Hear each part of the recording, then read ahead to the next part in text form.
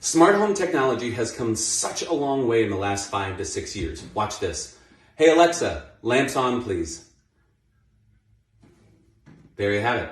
So with just the sound of my voice, I can ask to turn on all the lamps in my house. I could ask to turn on all the rooms in my house. I could ask to turn on music in any one of the rooms in my house. And what makes this so great is that let's say that you're driving home and it's pitch dark outside and you don't want to have to fumble with lights and groceries and all those different things. Well, now using your smart device and or your voice when you walk in the home, you can turn everything on.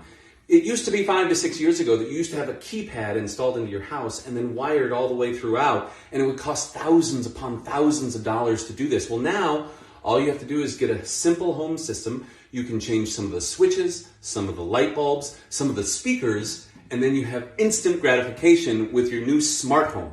This is great for resale. So if you're thinking about installing some sort of switch or some sort of system to make your home smart, I think it's a good idea because it will only increase the value of your home as time goes on.